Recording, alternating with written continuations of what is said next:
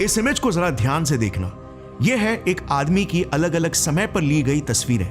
इसमें ये जो ब्लू हिस्सा है वो नॉर्मल है, मगर जो ग्रीन, येलो और रेड एरियाज है वो शरीर का हिस्सा एक स्पेशल किस्म की लाइट को रिलीज कर रहा है। एंड नो, ये इंफ्रारेड कैमरा के इमेजेस बिल्कुल नहीं है जो बॉडी हीट को कैप्चर करते हैं। इंफ्रारेड इमेज भी आपको दिखा देता हूं, कुछ ऐसा दिखता है। बॉडी हीट सबसे ज्यादा मिड सेक्शन में होती है और इसीलिए ये एरियाज यहां पर लाइट अप हो रहे हैं, मगर एक्सपेरिमेंट में खींचे गए फोटोज में मिड सेक्शन तो जरा सा भी लाइट अप नहीं हो रहा है। देखना कैसे चेहरे के सेंटर में यही लाइट के पार्टिकल सबसे ज्यादा नजर आ रहे हैं, मगर वहीं पर एक मरे हुए इंसान का इमेज कुछ ऐसा दिखता है, एकदम नीला और बेजान। इनफैक्ट ये स्ट्रेंज लाइट हर जानवर एमिट करता है। यह है जिंदा चूहा और यह मरा हुआ। मगर सिर्फ जानवर ही नहीं बल्कि पौधों में भी देखना कैसे एक जिंदा प्लांट चमक रहा है मगर मरा हुआ प्लांट नहीं। सो ये चमकती हुई चीज आखिर है क्या जो एक जिंदा जीव में दिखाई देती है बट वहीं पर उसके मरने के बाद अचानक से गायब हो जाती है और जो बॉडी हीट भी नहीं है? वेल, यही एग्जैक्ट सवाल साल 2009 में टोहोकू यूनिवर्सिटी के एक ब्रिलियंट जापानीज साइंटिस्ट मसाकी कोबायाशी को भी आया था, जिसका जवाब ढूंढने के लिए ही उन्होंने इस ह्यूमन लाइट वाले एक्सपेरिमेंट को परफॉर्म किया था। और मसाकी को कोई आइडिया नहीं था कि जो खोज वो करने वाले थे वो एक ऐसी क्रांति लाएगा जो हमारे दुनिया देखने के नजरिए को ही हमेशा के लिए बदल के रख देगा। वेल, इसी दौरान कईयों का ऐसा मानना था, इंक्लूडिंग मैनी साइंटिस्ट, कि इससे साफ सबूत सोल या फिर कॉन्शियसनेस के होने का हमें मिल ही नहीं सकता, और इसे बकायदा उन्होंने एक्सपेरिमेंट्स द्वारा परफॉर्म करके भी बताया। मगर मसाकी फिर भी इससे पूरी तरीके से कन्विंस नहीं थे। आखिर मसाकी इस अननोन लाइट सोर्स के बारे में ऐसा क्या जानते थे? साल 1923 सोवियत यूनियन, एक रशियन बायोलॉजिस्ट अलेक्जेंडर गुरविच ऑब्सेस्ड थे एक सवाल से कि एक सेल आखिर डिवाइड होकर 1 से 2 कैसे बनता है। इसके लिए वो माइक्रोस्कोप के अंदर कुछ ऑनियंस की जड़ों को क्लोजली ऑब्जर्व कर रहे थे और तभी उन्होंने देखा कि रूट के टिप के सेल्स किसी तरह आपस में कम्युनिकेट कर रहे थे। वो एक दूसरे तक मल्टीप्लाई होने के सिग्नल्स पहुंचा रहे थे, मगर स्लो केमिकल सिग्नलिंग के जरिए नहीं बल्कि इंस्टेंट और इनविजिबल सिग्नलिंग के जरिए। उन्होंने हाइपोथेसाइज किया कि सेल्स कुछ तो इनविजिबल रेडिएशन को एमिट करते हैं जो बाकी के सेल्स को मल्टीप्लाई होने का सिग्नल भेजता है और इसी से सेल्स 1 से 2 होते हैं। इसे उन्होंने नाम दिया माइटोजेनेटिक रेडिएशन। मगर क्या वो अपने इस दावे को सही प्रूफ कर पाते? वेल, उन्होंने एक बहुत ही स्मार्ट एक्सपेरिमेंट डिजाइन किया इसे टेस्ट करने के लिए। उन्होंने 2 ऑनियंस लिए विथ रूट्स, जिसमें एक ऑनियन का रूट ग्रोइंग स्टेज में था। इसे सेंडर ऑनियन कहा गया जो सिग्नल को भेजेगा और दूसरे ऑनियन को रिसीवर कहा गया जो सिग्नल को रिसीव करेगा। उन्होंने फिर सेंडर ऑनियन के रूट के टिप को दूसरे ऑनियन के रूट पर सटीकता से पॉइंट किया और बीच में क्वार्ट्ज के पतले से ग्लास को रखा ताकि कोई डायरेक्ट कॉन्टैक्ट या केमिकल सिग्नलिंग ना हो पाए। अब कुछ दिनों के लिए उन्होंने सेटअप को ऐसे ही रहने दिया और फिर जब वापस आकर उन्होंने रिजल्ट्स को माइक्रोस्कोप के अंदर देखा, उनकी धड़कनें तेज हो गई, क्योंकि रिसीवर रूट के जिस एरिया में सेंडर रूट का टिप पॉइंट कर रहा था उस एग्जैक्ट एरिया में सेल्स भारी संख्या में मल्टीप्लाई हो चुके थे, दूसरे अनएक्सपोज एरिया से कई ज्यादा मात्रा में।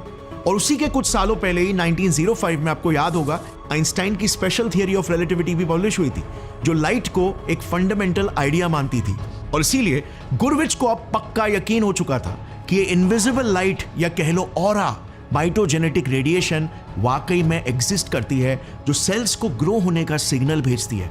और अपने इसी खोज को उन्होंने फॉर्मली 1923 में एक रिसर्च पेपर में भी पब्लिश किया, जिसके बाहर आते ही मॉस्को से लेकर बर्लिन तक सभी साइंटिस्ट में एक बड़ी लहर फैल गई। गुरविच रातों रात रॉकस्टार बन गए और सभी साइंटिस्ट लेबोरेटरीज में इस एक्सपेरिमेंट को खुद रेप्लिकेट करने में लग गए। अब आता है कहानी में ट्विस्ट।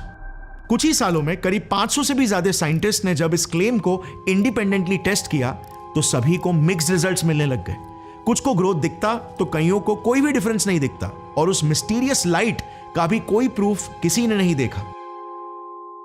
अब इससे कई सालों से चुप बैठे क्रिटिक्स को भी बोलने का मौका मिल गया।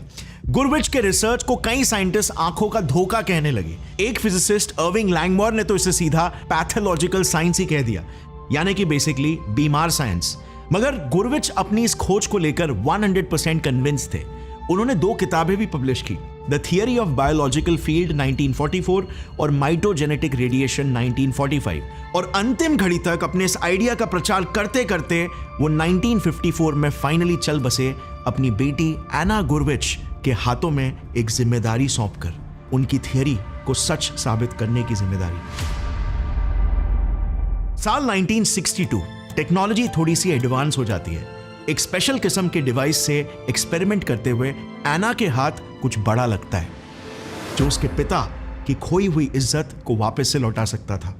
यह डिवाइस था फोटोन काउंटर मल्टीप्लायर। यह बेसिकली जैसे नाम बताता है, फोटॉन्स यानी कि लाइट के पार्टिकल्स का काउंटर और एक मल्टीप्लायर है यानी कि एम्पलीफायर। जैसे एक ऑडियो एम्पलीफायर कैसे एक माइक में कैप्चर हुए लो ऑडियो इनपुट को एम्पलीफाई करता है, यह डिवाइस वैसे ही लो लाइट पार्टिकल्स के इनपुट को एम्पलीफाई करता है ताकि हम उन्हें इजीली मेजर कर सके। एना ने इस डिवाइस को प्लांट सेल्स के आगे एक अंधेरे से बक्से में कुछ समय के लिए रखा, और कुछ ही समय में एकदम पिच डार्कनेस होने के बावजूद भी यह डिटेक्टर लाइट के पार्टिकल्स को डिटेक्ट करने लगा।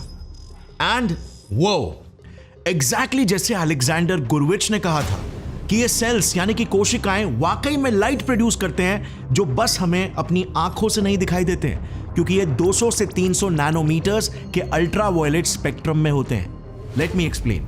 ये देखो, ये है लाइट के पार्टिकल्स, फोटॉन्स।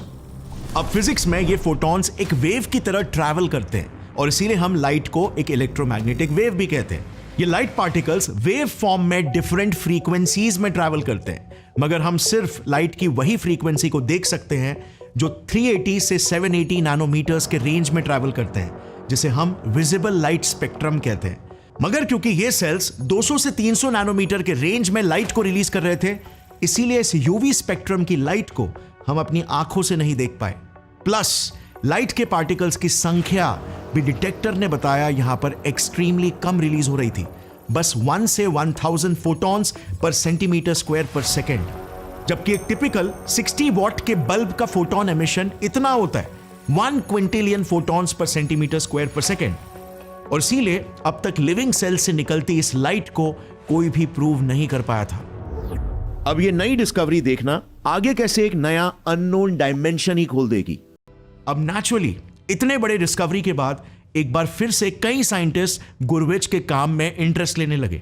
कई सारे बड़े सवाल रिलीज होने लग गए, क्योंकि इसका मतलब यह था कि हमारा शरीर भी लाइट रिलीज करता होगा, तो क्या इस लाइट का हमारे जिंदा रहने में कोई रोल होता होगा?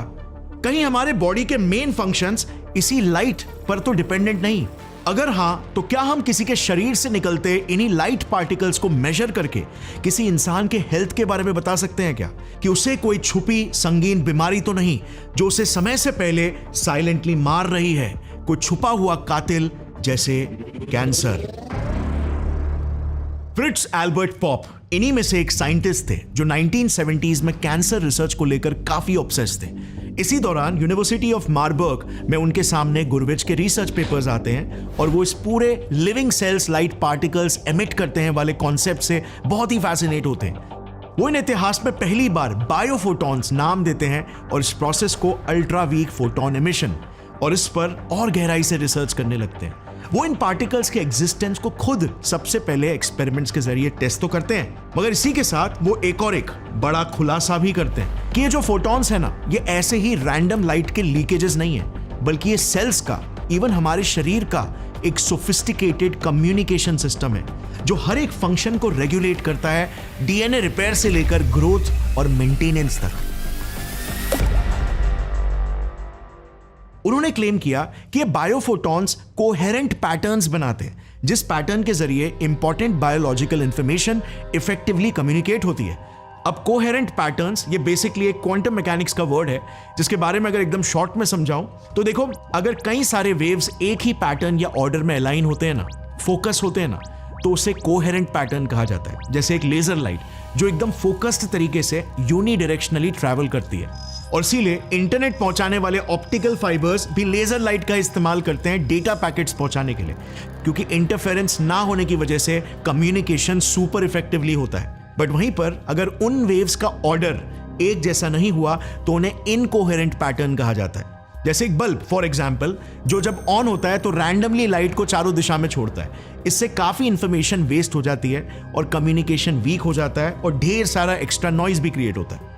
मगर फ्रिट्ज एल्बर्ट पॉप ने कैसे ये कह दिया कि ये सेल से निकलती लाइट कोहेरेंट पैटर्न्स ही बना रही है? उन्होंने सारे रिलीज होते फोटॉन्स का एक स्टेटिस्टिकल डेटा निकाला, जिससे पता चला ये फोटॉन्स एक फिक्स्ड पैटर्न हार्मनी में निकल रहे थे, किसी सिंक्रोनाइज म्यूजिक की तरह।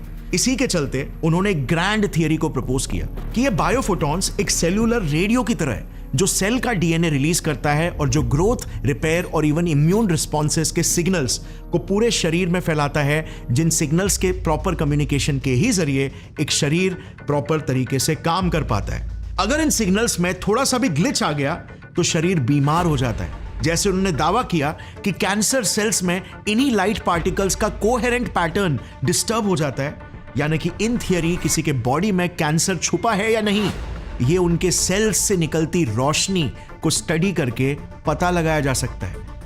काफी बड़ा खुलासा, राइट? ये सब इन्होंने अपनी 1989 की किताब बायोफोटॉनिक्स में भी पब्लिश किया। बट ये किस हद तक सच था, क्योंकि इसका सबूत तो अब तक हमारे पास नहीं था। मगर फ्रिट्ज एल्बर्ट पॉप एक बहुत ही कैरिस्मेटिक और इंस्पिरेशनल साइंटिस्ट थे, जिन्होंने अपने इस बड़े आइडिया को फैलाने में कोई कसर नहीं छोड़ी। वो कॉन्फ्रेंसेस में स्पीचेस देते, किताबें लिखते, बायोफोटॉन्स को इवन क्वांटम मैकेनिक्स के साथ लिंक करते, जिससे उनके इस आइडिया का दुनिया भर में बहुत प्रचार हुआ। और जर्मनी में international institute of biophysics establish करने के बाद तो Fritz Albert Popp father of biophotonics ही बन चुके थे। मगर पॉप के इन्हीं आइडियाज के फेमस होते ही मानो पूरी साइंटिफिक कम्युनिटी दो गुटों में बंट चुकी थी।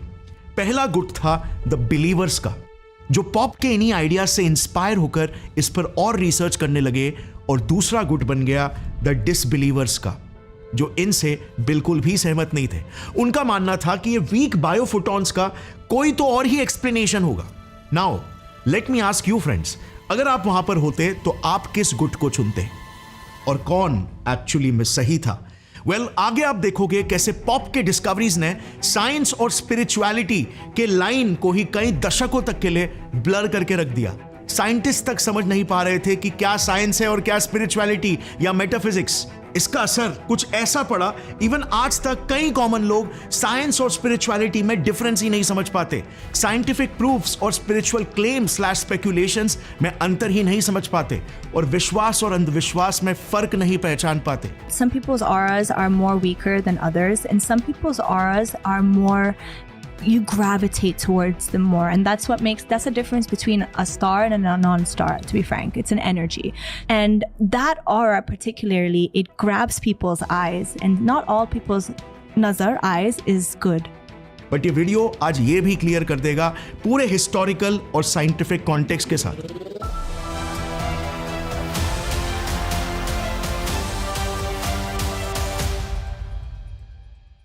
सो back to 1990s। Fritz Albert Popp से इंस्पायर होने वाले कई साइंटिस्ट में से एक थे रशियन साइंटिस्ट कॉन्स्टेंटीन कोरोटकोव, जिन्होंने 1990s में कुछ एब्सोल्युटली माइंड ब्लोइंग डिस्कवरीज का दावा किया। जिनमें से एक थी ये डिस्कवरी कि एक इंसान की मौत के बाद उसकी बॉडी 24 से 48 आवर्स तक धीरे धीरे करके कॉन्शियसनेस को एक ऑरा के रूप में छोड़ती है। 1990s में कॉन्स्टेंटीन ने एक ऐसा डिवाइस बनाया जिससे वो सिर्फ एक इंसान की ऑरा, जिसे वो बायोफील्ड कहते थे, को मेजर करके पता लगा सकते थे कि पेशेंट का एनर्जी स्टेट क्या है, उसे कोई फिजिकल या मानसिक पेन या बीमारी तो नहीं। इस डिवाइस का नाम था गैस डिस्चार्ज विजुअलाइजेशन, GDV, और कॉन्स्टेंटीन का यह मानना था कि यह ऑरा कॉन्शियसनेस का ही एक सबूत है, जो सिर्फ एक इंसान के फिजिकल और मेंटल हेल्थ पर ही नहीं बल्कि स्पिरिचुअल हेल्थ पर भी डिपेंडेंट है। 1998 में उन्होंने एक किताब भी लिखी जिसका नाम था लाइट आफ्टर लाइफ, जिसमें उन्होंने कई कंट्रोवर्शियल क्लेम्स किए। जैसे उन्होंने लिखा कि इंसान के मरने के बाद उसकी बॉडी धीरे धीरे करके अपने ऑरा यानी कॉन्शियसनेस को अपने आसपास के एरियाज और ऑब्जेक्ट्स में रिलीज करती है, जैसे मानो शरीर से आत्मा निकल रही हो। उनके हिसाब से इसे GDV डिवाइस से मेजर भी किया जा सकता है, क्योंकि आसपास के ऑब्जेक्ट्स के एनर्जी लेवल्स चेंज होने लगेंगे। इवन एक इंसान कैसे मरा उस पर भी डिपेंड करता है कि वो कैसी ऑरा छोड़ेगा। अगर वो अननेचुरल या वायलेंट तरीके से मरा हो तो उसके शरीर से निकलने वाले ऑरा की लाइट भी एकदम इंटेंस, इररेगुलर और प्रोलॉन्ग्ड होगी, जो अनरिजॉल्व्ड इमोशंस को रिफ्लेक्ट करेगी, और अगर पीसफुल तरीके से नेचुरल डेथ हुई हो तो स्टेडी एंड स्मूथ तरीके से रिलीज होगी। बेसिकली कॉन्स्टेंटीन ने अपने काम से साइंस और स्पिरिचुअलिटी को जोड़ने की कोशिश की, जो कि अच्छी कोशिश थी, बट अनफॉर्चुनेटली जितनी पॉपुलैरिटी इनके बुक को मिली उतना इनके काम ने साइंटिफिक कम्युनिटी में क्रेडिबिलिटी हासिल नहीं की, क्योंकि कॉन्स्टेंटीन के एक्सपेरिमेंट्स बहुत ही छोटे सैंपल साइजेस में किए गए थे और कोई भी एक्सपेरिमेंट पीयर रिव्यूड नहीं था, यानी कि मल्टीपल दूसरे साइंटिस्ट द्वारा टेस्टेड और वेरीफाइड नहीं था। मतलब अच्छा चांस था कि शायद कॉन्स्टेंटीन रिजल्ट्स को मिस इंटरप्रेट कर रहे थे, यानी अलग तरीके से देख रहे थे। आगे बताऊंगा इनके साथ एग्जैक्टली क्या हुआ था। मगर 1990s में ही एक साइंटिस्ट थे जापान से, मसारू इमोटो, जो आज भी एक्सट्रीमली पॉपुलर है और जिन्होंने तो एक कदम और आगे जाकर इसी लाइट के कॉन्शियसनेस या एनर्जी फील्ड होने वाले आइडिया को यूनिवर्सल बता दिया, यानी कि सिर्फ इंसानों में ही नहीं बल्कि कॉन्शियसनेस एक फील्ड की तरह होती है जो पूरे यूनिवर्स में है, इंक्लूडिंग वाटर, यानी कि पानी में भी। यस, पानी में कॉन्शियसनेस। कई लोग तो इस आइडिया को पानी पीकर भी नहीं निकल पाएंगे, बट इमोटो ने पानी से बात करते हुए कुछ माइंड ब्लोइंग एक्सपेरिमेंट्स परफॉर्म करके दिखाए, इसे प्रूफ करने के लिए, जो कि वर्ल्ड फेमस भी हुए। उन्होंने 2 कंटेनर्स में डिस्टिल्ड यानी कि प्योर पानी लिया। एक कंटेनर को उन्होंने पॉजिटिव मैसेजेस से एक्सपोज किया और दूसरे को नेगेटिव मैसेजेस से। जैसे उन्होंने एक कंटेनर के बाहर कुछ पॉजिटिव वर्ड्स को चिपकाए इनवर्ड फेसिंग एंगल में, वर्ड्स जैसे कि लव, ग्रैटिट्यूड, पीस, हार्मनी, तो वहीं पर दूसरे कंटेनर में उन्होंने नेगेटिव वर्ड्स को चिपकाए जैसे हेट, इविल, स्टूपिड और डिसगस्ट। अब पॉजिटिव कंटेनर के सामने उनके स्टाफ पॉजिटिव वर्ड्स को वर्बली भी बार बार दोहरा रहे थे, तो नेगेटिव कंटेनर्स के सामने नेगेटिव वर्ड्स को दोहरा रहे थे। और फिर फाइनली उन्होंने उन दोनों कंटेनर्स में से छोटे 0.5 ml के सैंपल्स लिए, उन्हें एक प्लेट में डाला और उसे -20 डिग्री सेल्सियस में फ्रीज करने के लिए रख दिया। उन्होंने पाया कि पॉजिटिव कंटेनर्स के सैंपल्स के आई स्ट्रक्चर्स या स्नोफ्लेक्स ज्यादा हेल्दी और स्ट्रक्चर्ड और सिमेट्रिकल थे, मगर वहीं पर नेगेटिव मैसेज को एक्सपोज्ड वाटर के आइस का स्ट्रक्चर बहुत ही एसिमेट्रिकल, अनहेल्दी और इररेगुलर सा था। इसे उन्होंने कई बार टेस्ट किया अलग अलग मैसेजेस के साथ।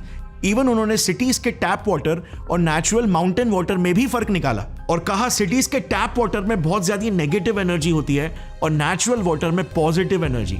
When water travels in the city, it collects negative information from the people and pollution. What concerns me is that water from any big city tends not to form beautiful crystals. इमोटो ने साल 2003 में अपनी किताब भी publish की, the hidden messages in water, जो New York times best seller बन गई। इवन आज भी इस किताब के अमेज़न पर 4.7 स्टार्स की रेटिंग है। सो क्या ये वाकई में सच था? क्या साइंस जो डिस्कवर कर रहा था वो कहीं ना कहीं स्पिरिचुअलिटी से कनेक्ट होते हुए दिख रही थी? जैसे इमोटो ने भी ये भी कहा था कि वाटर हमारे 4 डिमेंशंस को सोल के 5th डिमेंशन से कनेक्ट करता है। क्या इमोटो ने कुछ मिस कर दिया था? वेल, इसका जवाब भी बहुत ही जल्द आपको आगे दूंगा, बट अभी के लिए जरा फोकस करते हैं साइंटिस्ट के गुट नंबर 2 पर, द डिसबिलीवर्स पर। सेकेंड स्कूल ऑफ थॉट वाले साइंटिस्ट जो फ्रिट्ज एल्बर्ट पॉप के इंटरप्रिटेशन से बिल्कुल भी सहमत नहीं थे।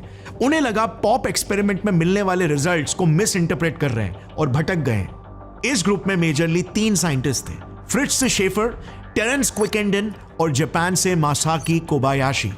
देखो, उस वक्त तक तो ये without a doubt proper experimental proofs के साथ एस्टैब्लिश हो चुका था कि हमारी बॉडी और इवन प्लांट और एनिमल सेल्स बहुत ही वीक इंटेंसिटी की लाइट छोड़ते हैं, अल्ट्रा वीक फोटोन एमिशंस या बायोफोटॉन्स। जैसे हमने देखा था कुछ 1 से 1000 फोटॉन्स पर सेंटीमीटर स्क्वायर पर सेकेंड के रेंज में।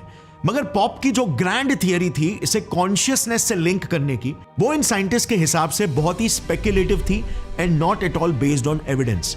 बट इन साइंटिस्ट के पास एक ऑल्टरनेटिव एक्सप्लेनेशन था, एक ऐसा आइडिया जो 1930s में ही, यानी कि 50 साल पहले से ही पैरेलली डेवलप होना स्टार्ट हो चुका था। कहानी की शुरुआत 1930s के ही दशक से होती है, जब साइंटिस्ट अलेक्जेंडर होलैंडियर ने पहली बार गुरविच के आइडिया को टेस्ट किया था और कहा कि ये वीक सी रोशनी एक्चुअली में सेल्स में हो रहे केमिकल रिएक्शन की वजह से भी क्रिएट हो रही हो सकती है एज अ बाय प्रोडक्ट।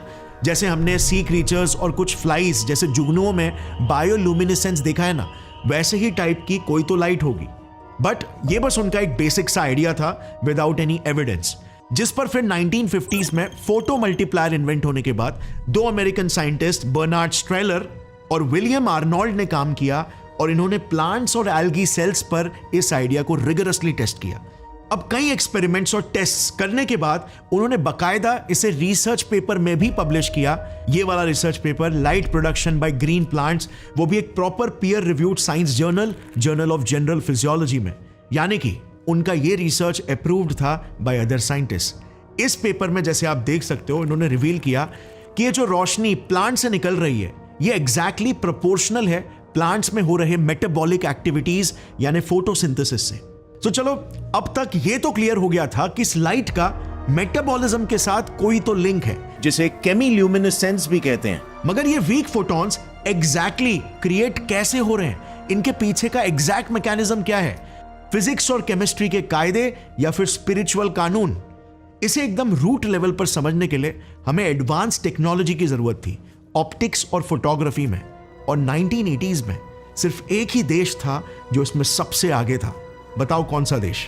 जिस देश में इवन आज तक ऑलमोस्ट सारे के सारे टॉप कैमरा मैन्युफैक्चरिंग कंपनीज भरे पड़े, जापान। मासाकी कोबायाशी जापान के टोहोकू यूनिवर्सिटी के एक बायोफिजिक्स और इलेक्ट्रॉनिक्स के रिसर्चर हैं। ये 1980s से ही फ्रिट्ज एल्बर्ट पॉप के one of the biggest sceptic रहे हैं और इन्होंने एक बहुत ही यंग एज से ही प्लांट सेल्स पर रिसर्चेस करना शुरू कर दिया था। ये जानते थे कि अगर सेल से निकलती रोशनी के रूट कॉज तक पहुंचना है तो हमें बहुत ही एडवांस्ड इमेजिंग टेक्नोलॉजी की जरूरत पड़ेगी, और इसीलिए वो लेट 80s से ही जापानीज इंडस्ट्रीज के साथ रिसर्च टाई-अप्स करना शुरू कर दिए थे। और 1999 में फाइनली उन्हें एक बहुत बड़ा ब्रेक थ्रू मिला। कोबायाशी ने कंपनीज जैसे हमामात्सु फोटोनिक्स के साथ मिलकर एक्सट्रीमली सेंसिटिव इमेजेस कैप्चर कर पाने के लिए एक सुपर एडवांस कैमरा बनवा लिया था, एक cooled charge coupled device camera, CCD camera. ये कैमरा मानो एक ब्लैक एंड व्हाइट टीवी से सीधा कलर टीवी के लेवल का शिफ्ट था, क्योंकि नंबर 1 ये कैमरा -120 डिग्री सेल्सियस तक कूल किया जाता था, जिससे इमेज कैप्चरिंग में थर्मल नॉइस ना के बराबर कैप्चर होती। नंबर 2, ये लिटरली एक सिंगल फोटॉन्स को तक डिटेक्ट कर सकता था, उनके exact location in space and time के साथ। पहले के फोटो मल्टीप्लायर ट्यूब डिवाइसेस तो सिर्फ फोटॉन्स को एक ही पॉइंट सोर्स में बस डिटेक्ट कर सकते थे, यानी बस कंफर्म कर सकते थे कि यस फोटॉन्स रिलीज हो रहे हैं, बट उनका रियल टाइम मल्टीपल लोकेशंस में इमेजिंग नहीं कर सकते थे। नंबर 3, ये नए CCD कैमरास एक पूरा 2D रियल टाइम मैप बना सकते थे, जो रियल टाइम इवॉल्व होता है based on the flow of photons. मतलब इससे अब हमें एग्जैक्टली पता चल सकता था कि एक सिस्टम में फोटॉन्स कहां से, कैसे और कब और कितने रिलीज हुए, जिससे लिटरली आप इन अल्ट्रा वीक फोटॉन एमिशंस को बहुत ही एक्यूरेटली स्टडी कर सकते थे। और नंबर 4, हाई थ्रूपुट लेंस के जरिए एक साथ लार्ज अमाउंट्स ऑफ इंफॉर्मेशन को भी प्रोसेस करना अब इजी हो गया था। इस जनरेशनल लीप वाले टेक्नोलॉजी के साथ कोबायाशी तैयार हो चुके थे एक हिस्टोरिकल एक्सपेरिमेंट कंडक्ट करने के लिए, एक रैट यानी चूहे के दिमाग से निकलती रोशनी को स्टडी करने के लिए, उसके एग्जैक्ट सोर्स को पिन पॉइंट करने के लिए। एक्सपेरिमेंट काफी सिंपल था। उन्होंने कुछ चूहे लिए जिनके ब्रेन्स को एक्सपोज किया, इन्हें एक अंधेरे कमरे में CCD कैमरास के आगे लगभग 20 मिनट के लिए रख दिया गया। साथ ही में इनके सिर के साथ एक EEG मशीन को भी कनेक्ट किया गया ब्रेन की इलेक्ट्रिकल एक्टिविटीज को भी मेजर करने के लिए, और एक डिवाइस CBF यानी सेरिब्रल ब्लड फ्लो डिवाइस भी रखा गया उनके ब्लड फ्लो और रिजल्टेंटली ऑक्सीजन लेवल्स को भी मॉनिटर करने के लिए। सो इनको अब बेसिकली 3 टाइप का डेटा मिलने वाला था ब्रेन से। नंबर 1, ब्रेन की electrical activity. Number 2, blood flow और ऑक्सीजन लेवल्स का डेटा। और नंबर 3, फोटोन एमिशन के एग्जैक्ट लोकेशंस और टाइम पीरियड्स का एक 2D graphical data. Experiment run करने पर इन्होंने कुछ इंटरेस्टिंग पैटर्न्स नोटिस किए। जब ब्रेन में इलेक्ट्रिकल एक्टिविटी या ऑक्सीजन लेवल्स स्पाइक होते, तब ब्रेन ज्यादा फोटॉन्स को रिलीज करता, और यह पैटर्न बिल्कुल कंसिस्टेंट था।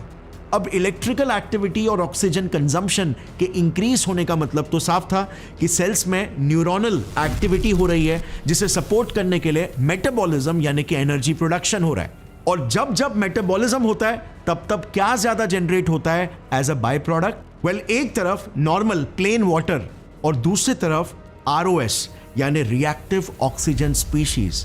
अब वाटर तो क्लियरली फोटॉन्स एमिट नहीं कर रहा, सो ये ROS यानी कि रिएक्टिव ऑक्सीजन स्पीशीज कहीं ये तो छुपके से लाइट एमिट नहीं कर रहा। वेल, इस एक्सपेरिमेंट के डेटा से with proofs and evidence Kobayashi ने कुछ इंपॉर्टेंट डिस्कवरीज किए, जैसे नंबर 1 कि एक चूहे का दिमाग स्ट्रेस की वजह से लिटरली ग्लो करता है। यस, ये लाइट पार्टिकल्स फोटॉन्स एक एनिमल सेल में सेल मेटाबॉलिज्म की वजह से क्रिएट हो रहे हैं। नंबर 2, इस मेटाबॉलिक स्ट्रेस से ROS जो मेटाबॉलिज्म का ही एक बाय प्रोडक्ट है के लेवल्स भी इंक्रीज होते हैं। और नंबर 3 सबसे इंपॉर्टेंट, जैसे जैसे ROS इंक्रीज होता है वैसे वैसे फोटॉन्स भी इंक्रीज होते हैं। सो कहीं यही ROS ही तो फोटॉन्स के लिए रिस्पॉन्सिबल तो नहीं? क्या ROS ही वो छुपा हुआ चोर है जिसे हम आत्मा या कॉन्शियसनेस का सबूत समझ रहे थे? वेल, कोबायाशी इतनी दूर आकर यहीं पर नहीं रुकने वाले थे। अभी तो एक बहुत बड़ी डिस्कवरी और एक बहुत बड़ी क्रांति लाना बाकी था, क्योंकि अगर ये खोज सही थी तो इससे लिटरली कैंसर जैसी जानलेवा बीमारियों को समय से पहले ही रोका जा सकेगा। 2007 में कोबायाशी ने ROS और इस अल्ट्रा वीक फोटोन एमिशन का कॉजल लिंक कंफर्म करने के लिए एक और एक स्मार्ट एक्सपेरिमेंट कंडक्ट किया। इस साइंटिस्ट का बस एक के बाद एक ब्रिलियंस देखना। इन्होंने 2 काउपी प्लांट्स लिए और उन पर जानबूझकर एक स्पेशल किस्म का वायरस क्यूकम्बर मोसैक वायरस छिड़का। ये इसीलिए क्योंकि उन्हें उस प्लांट में एक एलर्जिक रिस्पॉन्स ट्रिगर करना था। अब एलर्जी में होता क्या है? आसान भाषा में बेसिकली और स्ट्रेस क्रिएट होता है। So more stress is equal to more ROS। और टेक्निकली बात करें तो बॉडी सेल्स को मारने लगता है ताकि वायरस फैले नहीं, जिससे इन टर्न सेल्स का टर्नओवर रेट बढ़ता है, यानी कि मेटाबॉलिक स्ट्रेस बढ़ता है और नतीजन ROS। सो इन शॉर्ट, अगर एलर्जी ट्रिगर किया जाए तो ROS बढ़ेगा। अब अगर ROS ही वो छुपा रुस्तम है तो इसके बढ़ने के साथ फोटॉन्स रिलीज भी बढ़ने लगेगा। अब यहीं पर आता है एक और एक स्मार्ट मूव। इन्होंने एक प्लांट में पहले से ही एक पावरफुल एंटीऑक्सीडेंट टायरॉन इंजेक्ट करके रखा था, जो एक कॉमन ROS सुपर ऑक्साइड यानी कि O2 के साथ बाइंड होकर उन्हें डिस्ट्रॉय करता है। और फिर जब इन्होंने दोनों प्लांट्स में फोटॉन्स की मात्रा को मेजर किया तो ये देखा, नंबर 1, एग्जैक्टली जिन जिन एरियाज में जहां पर एलर्जी ट्रिगर हुई थी वहीं पर फोटॉन्स की संख्या स्पाइक हो गई थी। यानी प्लांट्स लिटरली एक्स्ट्रा ग्लो कर रहे थे वायरस से फाइट करते वक्त। इनफैक्ट एक ग्रेडियंट ही क्रिएट हो गया था, यानी जितना वो एलर्जी एरिया से नजदीक उतना ज्यादा फोटॉन्स। नंबर 2, एंटीऑक्सीडेंट टायरॉन ने इन फोटॉन्स की इंटेंसिटी को 50 से 80% तक कम कर दिया था, विच क्लियरली मेंट कि ROS ही इन फोटॉन्स का मेन कॉज था, क्योंकि एंटीऑक्सीडेंट्स तो ROS को ही तो कम करते हैं। इन्होंने फाइनली प्रूव कर दिया था कि ROS ही वो एक्चुअल रीजन है जिस वजह से हम ग्लो करते हैं। हम कितने आगे आ चुके थे इन बायोफोटॉन्स की रिसर्च में। स्पिरिचुअलिटी और स्पेकुलेशंस की दुनिया से वापस प्रैक्टिकल, लॉजिकल और हार्डकोर एविडेंस बेस्ड साइंस के डोमेन में। अब हाँ, इसका मतलब यह था कि हम इनसे सोल या कॉन्शियसनेस को तो डिटेक्ट नहीं कर सकते, बट कैंसर्स जैसी जानलेवा बीमारियां को 100% डिटेक्ट कर सकते हैं। 1995 में कोबायाशी ने चूहों पर किए एक्सपेरिमेंट्स में यह तो प्रूव कर लिया था कि कैंसर सेल्स नॉर्मल सेल्स के मुकाबले 1.51 से 4.73 टाइम्स ज्यादा ग्लो करते हैं। यानी कि एक तरह से ये कैंसर सेल्स लिटरली रोशनी के जरिए मदद की चीखें लगा रहे। बट ये एक्सपेरिमेंट्स चूहों पर किया गया था और साल 2004 में इन्होंने इंसानों में भी एडवांस्ड कैंसर सेल्स इमेजिंग के जरिए यह प्रूफ कर दिया कि cancer cells indeed normal cell से कहीं ज्यादा फोटॉन्स एमिट करते हैं, क्योंकि वो तेजी से अनकंट्रोलेबली फैलते हैं। इसका मतलब साफ था कि कैंसर का सबसे पहला ट्यूमर क्रिएट होने से भी पहले उसे एकदम बहुत ही अर्ली स्टेज में डिटेक्ट किया जा सकता है। आज हम कैंसर्स को सिर्फ ट्यूमर्स होने के बाद ही डिटेक्ट कर पाते हैं बायोप्सीज और MRI स्कैन्स के जरिए। But just imagine, tumours create होने से ही पहले सेल्स की एक्टिविटी में एबनॉर्मेलिटी को पहले ही पहचान लिया जाए तो कितनी जानें बच सकती है, क्योंकि कैंसर रिकवरी में समय का तो सबसे बड़ा महत्व होता है। 2009 में कोबायाशी ने यह प्रूव किया कि हमारे शरीर का ग्लो हमारे बॉडी क्लॉक यानी सर्केडियन रिदम से एग्जैक्टली मैच करता है। दिन में जब मेटाबॉलिज्म हाई रहता है तो हम लिटरली ज्यादा ग्लो करते हैं और रात में रेस्ट के समय हम कम ग्लो करते हैं। 2019 में तो इन्होंने एक बहुत ही ब्यूटीफुल चीज दिखाई, नेचर का मिरेकल। एक कैटरपिलर से बटरफ्लाई बनने के एवोल्यूशन के दौरान बॉडी का ग्लो कैसे चेंज होता है। अगर आपने अपने बचपन में पोकेमॉन देखा है तो उसमें कैसे जीव विकसित होने से पहले ग्लो होते हैं। वेल, रियल लाइफ में भी काइंड ऑफ यही होता है। मॉर्फोलॉजिकल ट्रांसफॉर्मेशन के समय बस सिर्फ ग्लो हमें आंखों से नहीं दिखाई देता है। और इसी साल इन्होंने ये भी प्रूव किया कि अगर आप धूप में बाहर ज्यादा घूमते हो तो आपकी स्किन पर ज्यादा यूवी एक्सपोजर पड़ने की वजह से आरओएस बढ़ेगा, जिससे बायोफोटॉन ज्यादा रिलीज होंगे। So basically UV induce skin damage को बायोफोटॉन से डिटेक्ट किया जा सकता है। ये इतना बड़ा एरिया है फ्रेंड्स कि इसमें मेडिकल एप्लीकेशन का कोई लिमिट ही नहीं है। शरीर में allergies, chronic inflammation, mutations, abnormalities को हम बस उनके ग्लो से ही समझ सकते हैं। और जैसे इस फील्ड में आर्टिफिशियल इंटेलिजेंस जुड़ जाएगा और डेटा लाइब्रेरीज बनेंगे, डॉक्टर्स सिर्फ पैटर्न्स के ही आधार पर फटाक से प्रॉब्लम को आइडेंटिफाई कर पाएंगे। Cancer research is increasingly powered by data. Now we have the tools to make a huge difference to human life. This invention has huge potential. But finally, इससे पहले मैं ये बताऊं कि कॉन्शियसनेस की थियरीज बनाने वाले साइंटिस्ट कहां पर गलत हो गए थे। आपके दिमाग में ये सवाल नहीं आया क्या कि आरओएस की वजह से एग्जैक्टली फोटॉन्स कैसे क्रिएट हो रहे हैं? इसका एग्जैक्ट मैकेनिज्म क्या है? वेल, कोबायाशी ने अपने 2014 के इस रिसर्च रिव्यू में इसे सजेस्ट किया। बेसिकली इस प्रोसेस को एकदम शॉर्ट और इजी लैंग्वेज में अगर एक्सप्लेन करूं तो देखो, आरओएस होता क्या है? हमारा सेल एनर्जी प्रोड्यूस करता है और आरओएस इसका एक वेस्ट प्रोडक्ट है। जैसे नाम बताता है, रिएक्टिव ऑक्सीजन स्पीशीज। ये ऑक्सीजन बेस्ड मॉलिक्यूल्स होते हैं जो बेसिकली एक्सट्रीमली रिएक्टिव होते हैं। रिएक्टिव क्यों? मोस्टली दो रीजंस की वजह से। नंबर 1, या तो इनमें अनस्टेबल इलेक्ट्रॉन्स होते हैं, यानी कि इनके लास्ट शेल में इलेक्ट्रॉन्स की कमी होती है, जिसे पूरा करने के लिए ये इधर उधर भटक रहे होते हैं। जैसे फॉर एग्जांपल सुपर ऑक्साइड या O2। समझ लो ये ऑक्सीजन मॉलिक्यूल्स एक सिंगल वर्जिन लड़के के जैसे होते हैं। या फिर नंबर 2, ये स्टेबल मॉलिक्यूल्स तो होते हैं मगर इनके आपस में बॉन्ड वीक होते हैं, जैसे हाइड्रोजन पेरोक्साइड H2O2। इसमें ऑक्सीजन का बॉन्ड वीक है और एक अनहैप्पी अरेंज्ड मैरिज में फंसे वाइफ की तरह ये रेडी है किसी और से इश्क लड़ाने के लिए, किसी और से बॉन्ड होने के लिए। अब क्या होता है, अगर ये नाजायज रिश्ता सेट हो जाए तो घर बर्बाद हो जाता है, राइट? एग्जैक्टली ऐसा ही होता है हमारे बॉडी में भी। इलेक्ट्रॉन्स के लिए डेस्परेट आरओएस हमारे सेल्स के डीएनए, प्रोटीन और लिपिड्स से इलेक्ट्रॉन्स छीनने की कोशिश करते हैं और उनके स्ट्रक्चर को कमजोर बना देते हैं। ऐसे समझो क्या होगा अगर एक बिल्डिंग के बेस से आप कॉन्स्टेंटली उसकी ईंटें निकालने लगो तो वो बिल्डिंग कोलैप्स कर जाएगी, राइट? एग्जैक्टली ऐसा ही होता है हमारे शरीर में भी। बट ये जो भी रिएक्शंस हो रहे होते हैं, आरओएस के इलेक्ट्रॉन्स ट्रांसफर हो रहे होते हैं, ये बेसिकली जैसे हमने फिजिक्स में पढ़ा है, इलेक्ट्रोमैग्नेटिक फील्ड में फोटॉन्स बनकर हमें नजर आते हैं। ये इलेक्ट्रॉन्स के इधर उधर पुश होने का मोमेंटम ही तो हमें लाइट पार्टिकल्स, फोटॉन्स के रूप में नजर आता है। सो ये है बेसिकली एक्चुअल रीजन हमारा शरीर ग्लो क्यों करता है। अब let me also clear this guys, और ये मैंने खुद भी जस्ट हाल ही में कुछ ही महीने पहले ही जाना था। ROS is not all bad. In fact normal मात्रा में तो हमारे शरीर को इसकी बहुत जरूरत है, क्योंकि ये बहुत इंपॉर्टेंट सिग्नलिंग का काम करता है, जो बॉडी को रिकवर करने का और डिटॉक्सिफिकेशन करने का मैसेज भेजता है। अलग अलग सेल्स तक ये सिग्नल्स भेजता है। इनफैक्ट ये ROS डिटॉक्सिफिकेशन के लिए एक्सट्रीमली जरूरी है। अगर आप बॉडी बिल्डिंग करते हो तो ROS के बिना आपकी बॉडी बनेगी ही नहीं, क्योंकि हार्डकोर वर्कआउट के बाद प्रोटीन सिंथेसिस के मैसेज को भी ROS मॉलिक्यूल्स ही एक्सट्रीमली इफेक्टिवली कम्युनिकेट करते हैं, जिससे बॉडी मसल बिल्डिंग शुरू करता है।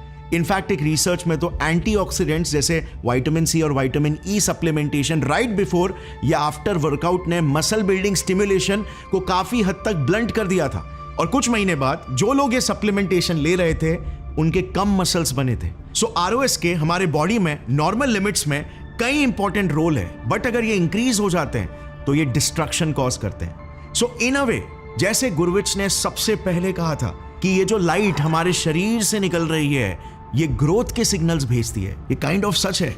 आई मीन नॉट लिटरली कि फोटॉन्स कोहेरेंट पैटर्न्स के जरिए मैसेजेस भेज रहे हैं, बट इस लाइट के पीछे की जो असली सच्चाई है, ROS ये मैसेजेस जरूर भेज रही है। यू नो, साइंस एक ब्यूटीफुल सफर है डिस्कवरी का, जो फंडामेंटल से बिल्ड होता है और धीरे धीरे ग्रो होता है एविडेंस के बेसिस पर। एक बड़ी डिस्कवरी को लोग कितने अलग अलग एंगल से देखते हैं, कोई स्पिरिचुअल एंगल से तो कोई प्रकृति का ही एक ब्रिलियंस। मेरा मकसद आपको इस वीडियो में साइंस कैसे डेवलप होता है over a period of time वो भी बताना था। साइंस फंडामेंटल से बिल्ड होता है और फ्रिट्ज एल्बर्ट पॉप कोरोत्कोव और मसारू इमोटो ने कुछ साइंटिफिक डिस्कवरीज के बेसिस पर अपनी कई थियरीज बना तो ली, विजुअल एक्सपेरिमेंट्स करके इन्हें डेमोन्स्ट्रेट भी कर दिया, लेकिन इनके कोई भी एक्सपेरिमेंट्स पीयर रिव्यूड नहीं थे, यानी कि दूसरे साइंटिस्ट द्वारा चेक होकर किसी रेप्यूटेड साइंस जर्नल में ये पब्लिश नहीं हुए। पॉप का अपने मैजिकल लाइट के कोहेरेंट पैटर्न्स बनाने का डेटा भी कंसिस्टेंट नहीं पाया गया। कोरोत्कोव तो अपने जीडीवी डिवाइस से कोई मैजिकल ऑरा या एनर्जी फील्ड्स नहीं, बल्कि एक्चुअल में मॉइस्चर, प्रेशर और इलेक्ट्रिकल कंडक्टिविटी देख रहे थे। और इमोटो, वो तो बिजनेसमैन थे, अपने बुक को न्यूयॉर्क टाइम्स बेस्ट सेलर तक पहुंचाकर खुश थे। मगर इन आइडियाज ने आज तक एक बहुत बड़ी इंडस्ट्री क्रिएट कर दी है, जो बिल्कुल pseudo science, parapsychology, mystical science और इवन स्पिरिचुअल साइंस के नाम से चलती है। और आज भी करोड़ों लोग इन बेबुनियाद चीजों में बिलीव करते हैं। साइंटिफिक आवाज दब जाती है और सेंसेशनल स्टोरीज हमेशा प्रमोट होती है। ये मिस्टिकल आइडियाज किसी साइंटिफिक जर्नल में कभी पब्लिश नहीं हुए, सिर्फ पब्लिश हुए इनकी किताबों में। और ये आइडियाज एग्जैक्टली वही थे जो लोग सुनना चाहते थे, ना कि जो एक्चुअल बोरिंग सच्चाई है। इनके लार्जर देन लाइफ थियरीज और कैरिस्मैटिक स्टोरी टेलिंग की गूंजों के तले सच्चाई की धीमी आवाज दबी रह गई। और फिर अंत में जब सच्चाई ने सारे सबूतों के साथ खुद को दुनिया के सामने पेश किया, समझने वाले समझ गए और जो ना समझे वो। गौरव ठाकुर साइनिंग ऑफ। जय हिंद।